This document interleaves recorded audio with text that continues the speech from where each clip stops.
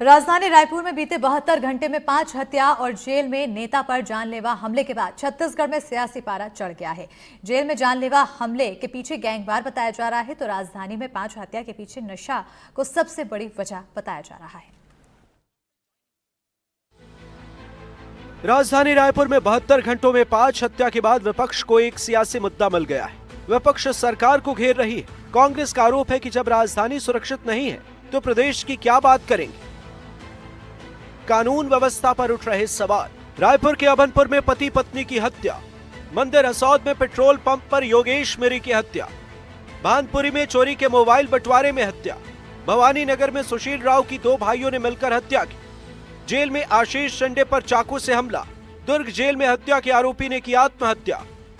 राजधानी रायपुर में 5 हत्याओं में 3 मामलों में पुलिस ने आरोपियों को गिरफ्तार किया है।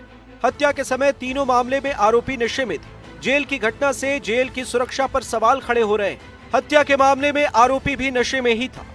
ओम प्रकाश यादव, राहुल यादव भी भवानी नगर के ही निवासी हैं और जो मृतक सुनील राव है वो 2 वर्ष पूर्व थाना खमाड़ी से ही 25-27 आर्म्स एक्ट में उसको गिरफ्तार किया गया था।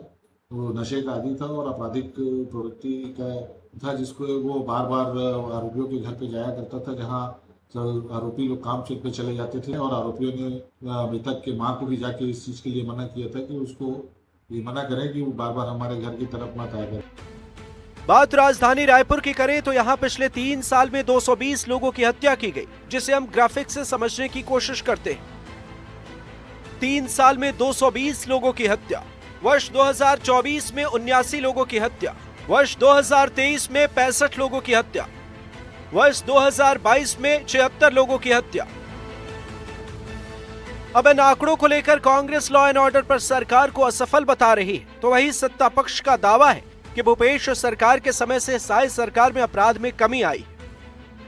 भारतीय जनता पार्टी की सरकार में कानून व्यवस्था तबाह हो चुकी है। राजधानी में 72 घंटे में 5 हत्याएं हुई। पूरे प्रदेश में 72 घंटे में लगभग 28 हत्याएं हुई। यही नहीं, अब तो जेल भी सुरक्षित नहीं है।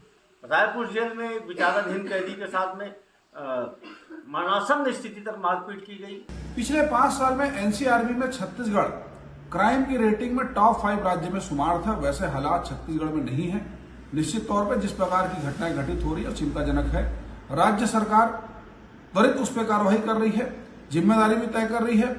कई मामले में हमने एसपी और कलेक्टर पर जिम्मेदारी तय करते हुए तत्काल उनका तबादला किया, उन पर कार्रवाई की, सस्पेंड भी किया। और जो घटनाएं हो रही है इस पर पूरी तरह से राज्य सरकार संज्ञान लेते हुए इस पर रोकथाम लगाने का प्रयास कर रही है। बहुत सारे मामले आपसी रंजिश के हैं, बहुत सारे मामलों के अन्य कारण हैं। सभी कारणों का पता लगाते हुए राज्य सरकार अपनी भूमिका तय कर रही है और क्राइम का जो दर है वो पिछले 5 साल की तुलना में काफी कम है। अब सूबे में अपराध को लेकर सियासत जोरों पर है। कांग्रेस और बीजेपी एक दूसरे के कार्यकाल में कम और ज्यादा अपराध होने की दुहाई दे रहे, लेकिन अब देखना यह है कि अपराध को लेकर कानून व्यवस्था की हो रही किरकिरी पर गृह विभाग कितने कड़े फैसले लेता है। रायपुर से एनडीटीवी के लिए जुल्फिकार अली की रिपोर्ट।